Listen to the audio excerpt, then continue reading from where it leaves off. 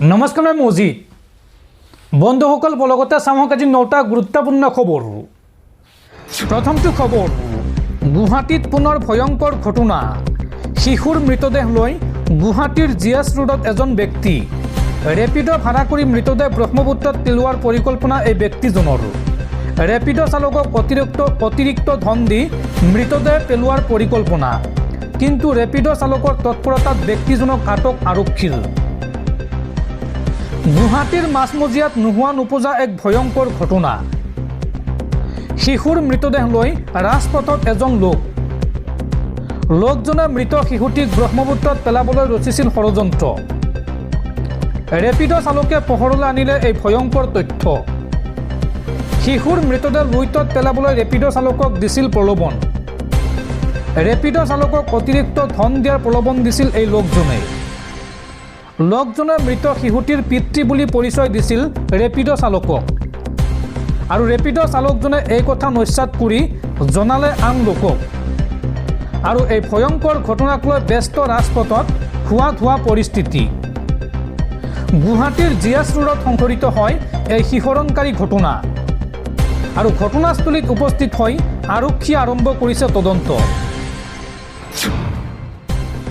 পৰৱৰ্তী খবৰ, সাৱধান ৰাজ্যবাসী, যিকোনো মুহূৰ্তত ৰাজ্যত বতৰে ল'ব পাৰে কালৰূপ। আগন্তুক 24 ঘণ্টাত ৰাজ্যত হ'ব মুখলধাৰ বৰষুণ, আৰু এই মুহূৰ্তত ৰাজ্যৰ কেইবাখনো জিলাত এই সন্দৰ্ভত হাই এলাৰ্ট জাৰি ভাৰতীয় বতৰ বিজ্ঞান কেন্দ্ৰৰ। পৰৱৰ্তী খবৰ, মুখ্যমন্ত্ৰী হিমন্ত বিশ্ব শৰ্মাক সকিয়নি দেশৰ উচ্চতম ন্যায়ালয়ৰ। হিমন্ত বিশ্ব শৰ্মাৰ বিৰুদ্ধে উত্থাপিত গোচৰক লৈ দেশৰ উচ্চতম ন্যায়ালয়ৰ ডাঙৰ মন্তব্য।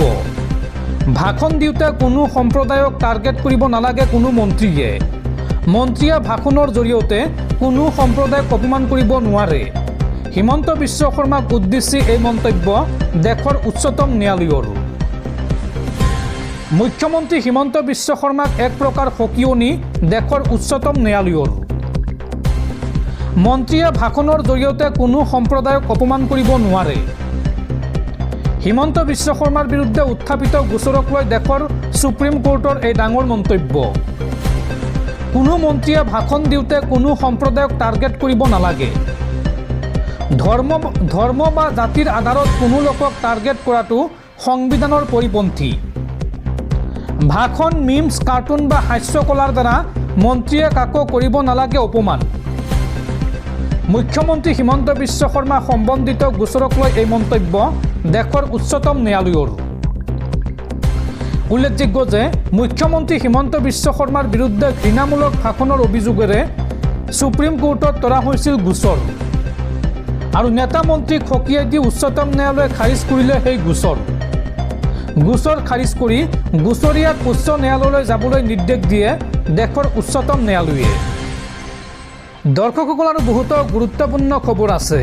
তাৰ আগতে আপোনাক জনাওঁ যে যদি আপুনি এতিয়ালৈকে এইটো ভিডিঅ'ত লাইক কৰা নাই তেন্তে এতিয়াই ভিডিঅ'টোত লাইক কৰি দিয়ক, আৰু এনেকুৱা ধৰণৰ ভিডিঅ'সমূহ নিতৌ চাবলৈ চেনেলটো ছাবস্ক্ৰাইব কৰি কাষত থকা বেল আইকনটো প্ৰেছ কৰি ৰাখক।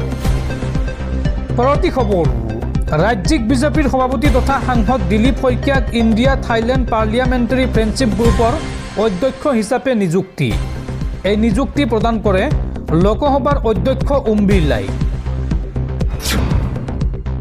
পৰৱৰ্তী খবৰ, আজিৰ পৰা আৰম্ভ কংগ্ৰেছৰ সময় পৰিৱৰ্তন যাত্ৰা। 2 মাৰ্চলৈকে চলিব এই সময় পৰিৱৰ্তন যাত্ৰা। APCCৰ তত্ত্বাৱধায়ক জিতেন্দ্ৰ সিং, সভাপতি গৌৰৱ গগৈ সহ প্ৰদেশ কংগ্ৰেছৰ বহুকেইগৰাকী নেতাই অংশ ল'ব এই যাত্ৰাত। উল্লেখযোগ্য যে বিজেপিতকৈ 2 দিন আগত কংগ্ৰেছে আৰম্ভ কৰিলে এই যাত্ৰা। পৰৱৰ্তী খবৰ, গুৱাহাটীৰ গাৰ্লছ হোষ্টেলৰ বাথৰুমত হিডেন কেমেৰা। চাবোনৰ পেকেটত গোপনে লগোৱা হৈছিল এই কেমেৰা, আৰু এই ঘটনাক লৈ হাহাকাৰ অৱস্থা টাটা ইনষ্টিটিউট অৱ ছ'চিয়েল ছায়েন্সত। গাৰ্লছ হোষ্টেলৰ বাথৰুমত হিডেন কেমেৰা। গুৱাহাটীৰ এখন শিক্ষানুষ্ঠানৰ ছাত্ৰী নিবাসত হাহাকাৰ অৱস্থা। ছাত্ৰী নিবাসৰ আৱাসীয়ে উদ্ধাৰ কৰিলে এই কেমেৰাটো। গা ধুবলৈ যোৱা ছাত্ৰীয়ে ধৰা পেলাই কেমেৰা। এটা চাবোনৰ পেকেটত গোপনে লগোৱা হৈছিল এই কেমেৰা, আৰু সন্দেহ উপজি পেকেটটো খুলি চোৱাত উদ্ধাৰ হ'ল কেমেৰাটো। ইয়াৰ পিছতে হাহাকাৰ অৱস্থা টাটা ইনষ্টিটিউট অৱ ছ'চিয়েল ছায়েন্সত। ঘটনাক লৈ প্ৰতিবাদ সাব্যস্ত প্ৰতিষ্ঠানখনৰ ছাত্ৰ ছাত্ৰীৰ। আৰু ঘটনাস্থলীত জালুকবাৰী আৰক্ষী উপস্থিত হৈ আৰম্ভ কৰিছে তদন্ত। উল্লেখযোগ্য যে এই প্ৰতিষ্ঠানখনৰ আশে পাশে বাঢ়িছে সুৰাৰ আড্ডা। ছাত্ৰীসকলক উদ্দেশ্যি অশালীন মন্তব্য কৰা সুৰা পাইয়ে আৰু যাৰ পৰিপ্ৰেক্ষিতত নিৰাপত্তা বিচাৰি হাহাকাৰ কৰিবলগীয়া হৈছে শিক্ষাৰ্থীসকলে। আৰু তাৰ মাজতে ছাত্ৰী নিবাসৰ এই ঘটনাই উদ্বিগ্ন কৰিছে আৱাসিক।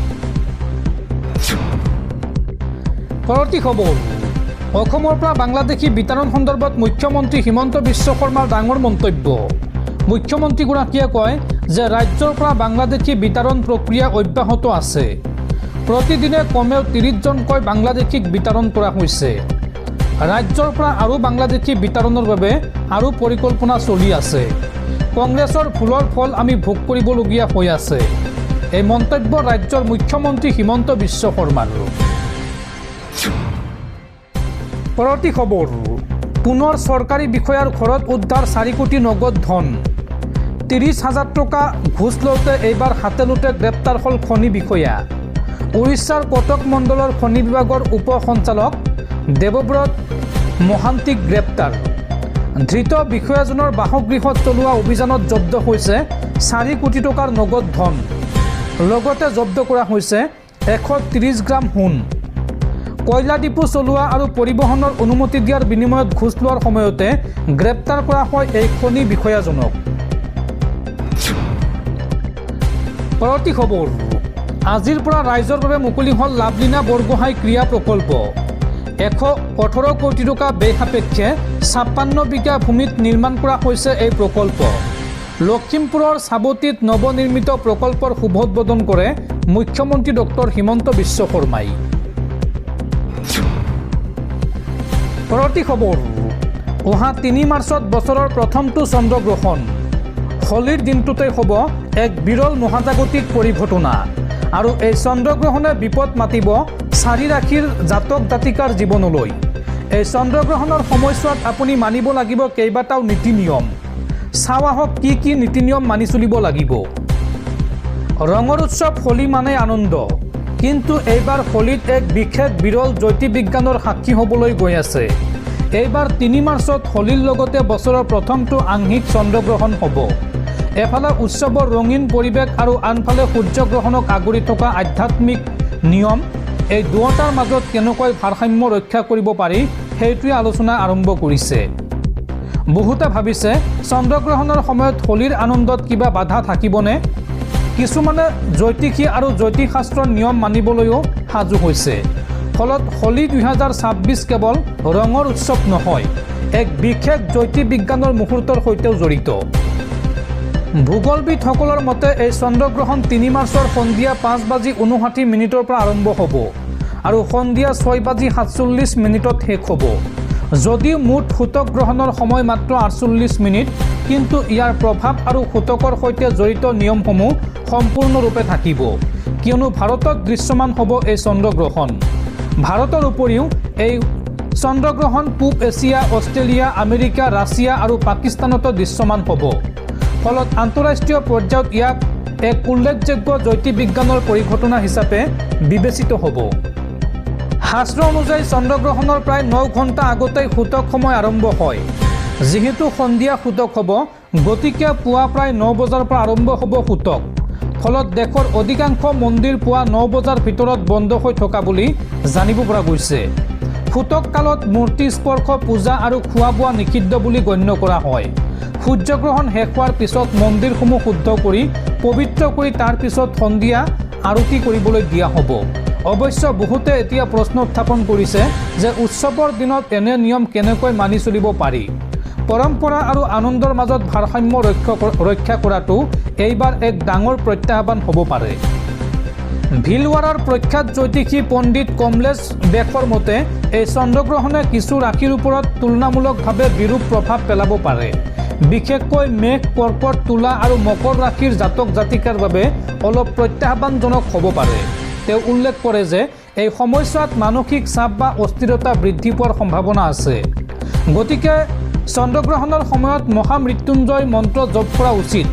ইয়াৰ ফলত মানসিক শক্তি আৰু ইতিবাচকতা বৃদ্ধি পায় বুলি বিশ্বাস কৰা হয়।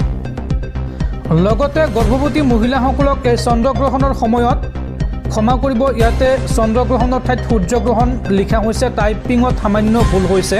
সূৰ্যগ্ৰহণ নহয়, চন্দ্ৰগ্ৰহণ। লগতে গৰ্ভৱতী মহিলাসকলক চন্দ্ৰগ্ৰহণৰ সময়ত ঘৰৰ ভিতৰত থাকিবলৈ কোৱা হৈছে। বাহিৰলৈ ওলাই যোৱাৰ পৰিৱৰ্তে ঈশ্বৰৰ চিন্তাত ঘৰৰ ভিতৰত মনোনিৱেশ কৰিবলৈ পৰামৰ্শ দিয়া হৈছে। কিন্তু মনত ৰখা ভাল যে এইবোৰ মূলতঃ ধৰ্মীয় আৰু আধ্যাত্মিক বিশ্বাসৰ অংশ। বৈজ্ঞানিকভাৱে চন্দ্ৰগ্ৰহণ এক স্বাভাৱিক জ্যোতিৰ্বিজ্ঞান প্ৰক্ৰিয়া, যিয়ে ব্যক্তিগত জীৱনত প্ৰত্যক্ষভাৱে প্ৰভাৱ পেলায় বুলি কোনো প্ৰমাণ পোৱা নাযায়। গতিকে বিশ্বাস আৰু ব্যক্তিগত মতৰ ওপৰত ভিত্তি কৰি সিদ্ধান্ত লোৱাটোৱে উত্তম।